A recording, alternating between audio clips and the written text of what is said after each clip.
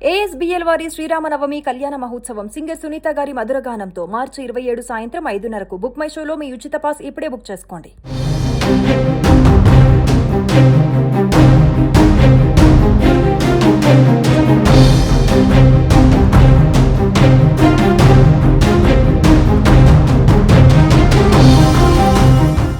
మూడు 2026 మచిలీపట్నం నిజాంపేటకి సంబంధించిన ఒక స్త్రీ వచ్చి తన మైనర్ కూతుర్ని తన ఇంటి ఓనరే అని ఒక రిపోర్ట్ ద్వారా ఇవ్వటం జరిగింది.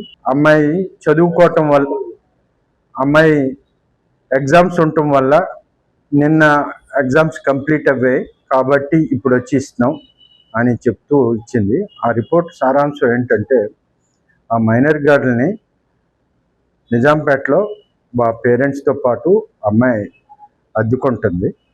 అద్దెకున్న ఓనరు గత డిసెంబర్ 2025 డిసెంబర్ 31 అతని భార్య, అతనికి ఉన్న 2 ఫీమేల్ కిడ్స్ చిల్డ్రన్స్తో బయటకు వెళ్తున్నాం బందర్ సెంటర్కి, కోనేరు సెంటర్కి, నువ్వు కూడా రామ్మా అని తీసుకెళ్ళాడు కోనేరు సెంటర్కి. కోనేరు సెంటర్లో డిసెంబర్ 31 అంటే కొంచెం టైం పడుతుంది కదా, టైం తీసుకుని 1 గంటకి వచ్చేటప్పుడు వాళ్ళ పేరెంట్స్, అమ్మాయి తల్లిదండ్రులు, విక్టిమ్ తల్లిదండ్రులు ఇంట్లో పడుకోవటం, అంతకుముందే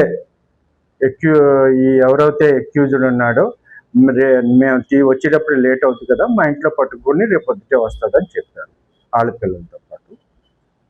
ఆ 31 డిసెంబర్ నైట్ అతను ఆ అమ్మాయిని బలవంతంగా మానభంగం చేశాడు అతని ఇంట్లోనే.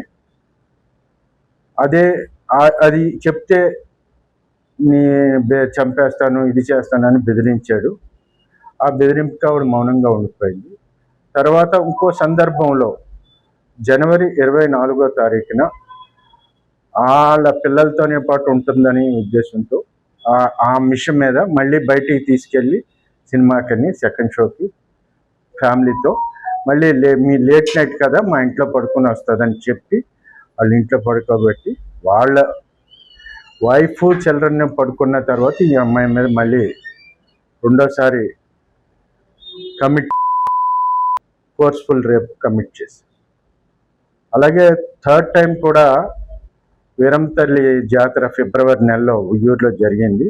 అప్పుడు కూడా అమ్మాయిని తన భార్యకి పిల్లలకి సహాయకురాలుగా తీసుకెళ్ళి మళ్ళీ లేట్ నైట్ అవ్విందని మా ఇంట్లో ఉంటుందని చెప్పి మళ్ళీ ఆ టైంలో కూడా ఆ రోజు రాత్రి కూడా అతను రిపీటెడ్గా మానభంగం.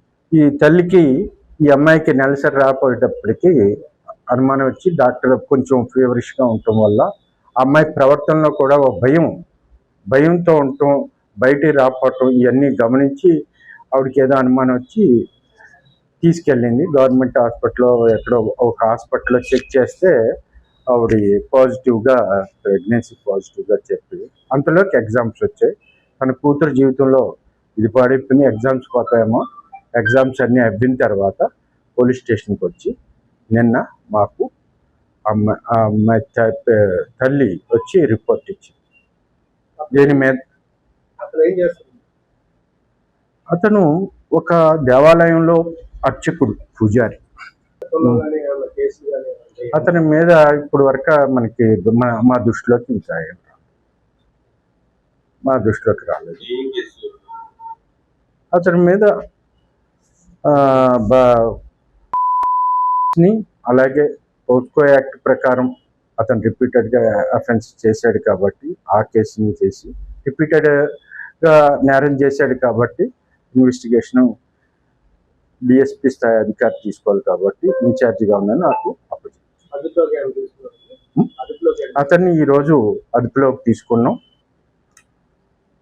అతన్ని హాస్పిటల్కి పంపించాం. అలాగే అమ్మాయిని మెడికల్ చెకప్ పంపించాం.